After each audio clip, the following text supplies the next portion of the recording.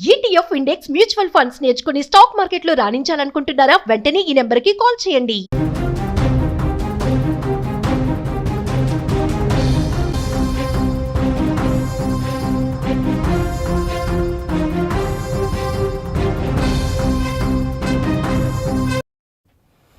Breaking news చూస్తున్నాం. నిమిష ఉరి శిక్షపై భారత విదేశాంగ శాఖ స్పందించింది. న్యాయ సహాయాన్ని అందిస్తున్నామని ప్రకటన చేసింది.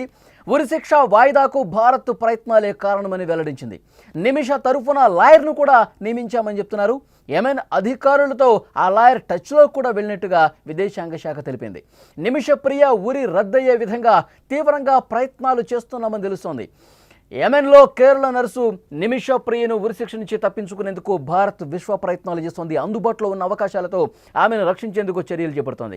ఈ అంశంపై తాజాగా భారత విదేశాంగ శాఖ స్పందించింది. నిమిష ప్రియను కాపాడేందుకు అన్ని ప్రయత్నాలు చేస్తున్నామని విదేశాంగ అధికార ప్రతినిధి రణధీర్ జైస్వాల్ తెలిపారు. నిమిష తరఫున ఒక లాయర్ను కూడా నియమించినట్టుగా ఆయన స్పష్టం చేశారు. లాయర్ ఆ ఫ్యామిలీతో రెగ్యులర్గా టచ్లోకి ఉన్నారని, యెమెన్ అధికారులతో కూడా మాట్లాడుతున్నారని పేర్కొన్నారు. నిమిష మరణశిక్ష వాయిదా పడేందుకు కూడా భారత ప్రభుత్వం ప్రయత్నాలే అని ఆయన వివరించారు. విదేశాంగ శాఖ అధికార ప్రతినిధి రణధీర్ జైస్వాల్ ఆయన ఏమన్నారో ఒక్కసారి విందాం ఇక్కడ. You all have been following this very closely. This is a very sensitive matter and the government of India has been offering all possible assistance in the case. We have provided legal assistance and also appointed a lawyer to assist the family. We have also arranged for regular consular visits by a family, and we are also in touch with local authorities as also the family members to resolve this issue. This included concerted efforts in recent few days to seek more time for the family of Miss Nimisha Priya to reach a mutually agreeable solution with the other party. The local authorities in Yemen have postponed carrying out her sentence that was scheduled for 16th July that you're well aware of. We continue to closely follow the matter and render all possible assistance. అది భారత విదేశాంగ శాఖ చాలా స్పష్టంగా చెప్తోంది. ఆమెకి ఉరి ఆగింది, వాయిదా పడిందంటే భారత్ చేసిన ప్రయత్నాలే. అయితే ఇంకా సీరియస్గా మేము ప్రయత్నాలు చేస్తున్నాం. ఒక లాయర్ని నియమించాం. అక్కడ ఉన్నటువంటి ప్రాసిక్యూషన్ అధికారులతో, జైలు అధికారులతో ఎప్పటికప్పుడు మన లాయర్ మాట్లాడుతూ ఉన్నాడు. అలాగే అట్ ద సేమ్ టైం అక్కడ ఉన్నటువంటి బాధిత కుటుంబంతో కూడా మాట్లాడుతున్నారు. చాలా సీరియస్గా ప్రయత్నాలు చేస్తున్నామని చెప్పి భారత విదేశాంగ శాఖ నేరుగా స్పందించడంతో ఆ కుటుంబంలో నిమిష ప్రియ తల్లి ఇంకా ఇతర కుటుంబ సభ్యుల్లో ఆశలు మళ్ళీ చిగురుస్తున్నటువంటి పరిస్థితి. ఎందుకంటే భారత్ నేరుగా చాలా సీరియస్గా విశ్వ ప్రయత్నాలు చేస్తోంది నిమిషను కాపాడేందుకు అనేది చాలా స్పష్టంగా ఇప్పుడు భారత విదేశాంగ అధికార ప్రతినిధి రణధీర్ జైస్వాల్ గారు స్పష్టంగా చెప్పడంతో కుటుంబంలో మళ్ళీ ఆశలు కనిపిస్తున్నాయి. మరోవైపు మత పెద్ద అబూబకర్ ఆయన కూడా చాలా తీవ్రమైనటువంటి ప్రయత్నాలు చేస్తూ ఉన్నారు. అక్కడ ఉన్నటువంటి షేక్లతో, మత పెద్దలతో నేరుగా ఆ బాధిత కుటుంబంతో మాట్లాడే ప్రయత్నం చేస్తున్నటువంటి పరిస్థితి కనిపిస్తుంది. ఇప్పటి వరకు కూడా నిమిష ప్రియ ఉరికి సంబంధించి జూలై 16వ తారీఖు అమలు అయ్యే పరిస్థితి ఉంటుంది.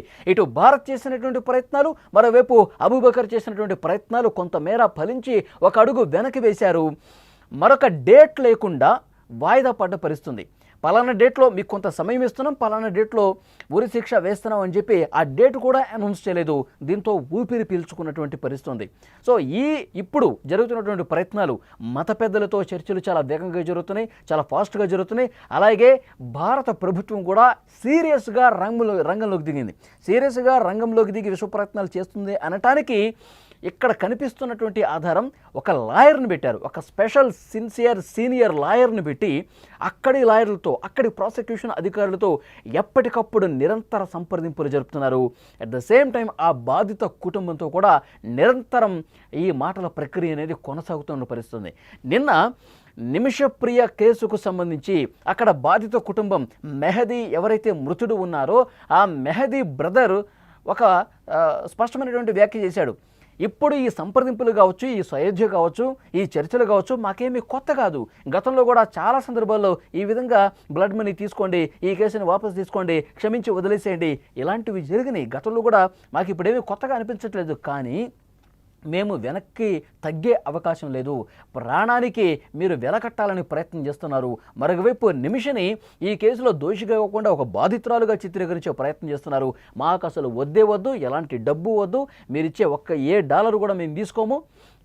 నిమిష కుటుంబం $1 మిలియన్ అంటే 8,60,00,000 కూడా ఇచ్చేందుకు సిద్ధమైంది. మాకు $1 కూడా మేము తీసుకునే పరిస్థితే లేదు, మాకు అసలు డబ్బు వద్దు, నిమిషకి శిక్ష పడాల్సిందే. ఇప్పటికి కూడా అదే స్టాండ్ మీద వాళ్ళు ఉన్నారు, నిమిషకి శిక్ష పడాల్సిందే అని చెప్తూ ఉన్నారు. కానీ ఇప్పుడు ప్రయత్నాలు మరింత వేగం పుంజుకునే అవకాశం అయితే కనిపిస్తుంది. ఎందుకంటే ఇటువైపు నుంచి భారత ప్రభుత్వం నేరుగా రంగంలోకి దిగి ఒక లాయర్ను కూడా పెట్టి, ఇది చాలా సున్నితమైన అంశం కాబట్టి అక్కడ దౌత్య సంబంధాలు అవి ఉపయోగించుకుంటూ, మరోవైపు ఇక్కడ ఈ హూతీలతో ఎవరికైతే నేరుగా సంబంధాలు ఉంటాయో, మన మిత్ర దేశాలు ఏవైతే ఉంటాయో అక్కడి అధికారుల నుంచి కూడా అట్లా లింక్ చేసి కొంత సానుకూలమైనటువంటి పరిస్థితి క్రియేట్ చేసే విధంగా చర్చలు జరుగుతున్నాయి. ఇటు మత పెద్దలు, ఇటు మన దేశం ఉన్నటువంటి ఈ లాయర్లు కావచ్చు, అధికారులు కావచ్చు, అలాగే మనకి మిత్ర దేశాలు ఏవైతే ఉంటాయో హూతీలతో నేరుగా సంబంధాలు ఉన్నవి, వాళ్ళ నుంచి కూడా డిస్కషన్స్ స్టార్ట్ అయినట్టుగా ఇన్ఫర్మేషన్ వస్తుంది.